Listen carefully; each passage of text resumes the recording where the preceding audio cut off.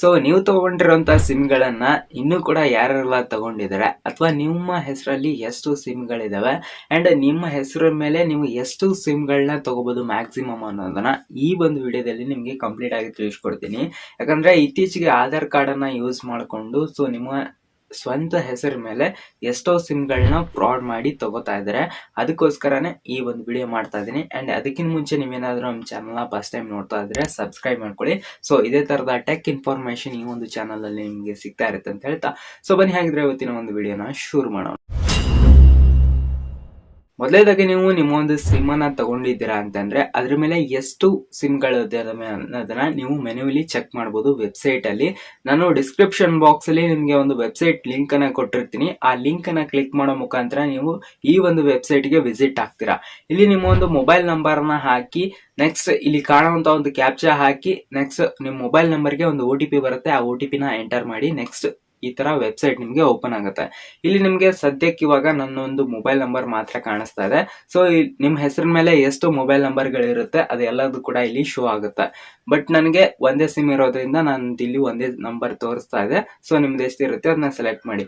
ನೀವು ತಗೊಂಡಿರೋಂತ ಸಿಮ್ಗಳನ್ನ ಬಿಟ್ಟು ಬೇರೆ ಯಾವ್ದಾದ್ರು ನಂಬರ್ ಇಲ್ಲಿ ತೋರಿಸ್ತಾ ಇದ್ರೆ ಆ ಒಂದು ನಂಬರ್ ಅನ್ನ ಸೆಲೆಕ್ಟ್ ಮಾಡ್ಬಿಟ್ಟು this is not my number ಅಂತ ಸೆಲೆಕ್ಟ್ ಮಾಡಿ ರಿಪೋರ್ಟ್ ಮಾಡ್ಬೇಕಾಗುತ್ತೆ. ಸೊ ಈ ರಿಪೋರ್ಟ್ ಮಾಡಿದ್ರೆ ಆ ಕಂಪ್ನಿ ಯಾವ್ದಿರುತ್ತೆ ಅಂದ್ರೆ ಏರ್ಟೆಲ್ ಸಿಮ್ ಅಥವಾ BSNL ಸೊ ಈ ತರ ಯಾವ್ದು ಕಂಪ್ನಿ ಮೇಲೆ ಆ ನಂಬರ್ ಇರುತ್ತೋ ಅವರು ಅದನ್ನ ಚೆಕ್ ಮಾಡಿಬಿಟ್ಟು ಡಿಆಕ್ಟಿವೇಟ್ ಮಾಡ್ತಾರೆ.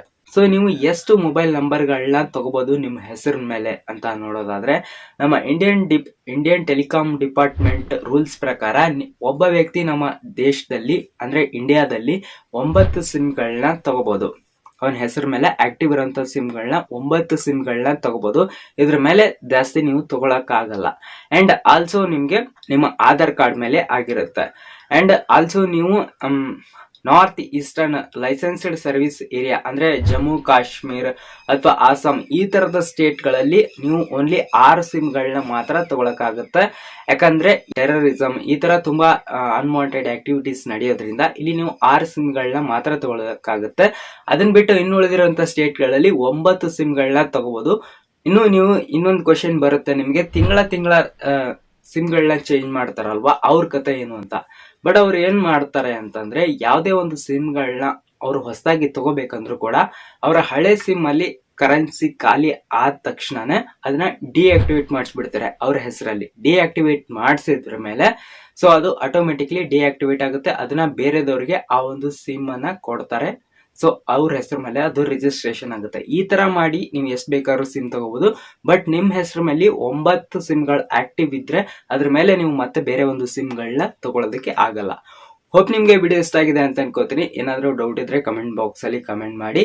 ನಮ್ಮ ಚಾನಲ್ ನ ಸಬ್ಸ್ಕ್ರೈಬ್ ಆಗಿಲ್ಲ ಅಂದ್ರೆ ಸಬ್ಸ್ಕ್ರೈಬ್ ಆಗಿ. ಸಿಗೋಣ ನೆಕ್ಸ್ಟ್ ವಿಡಿಯೋ ಇದೆ.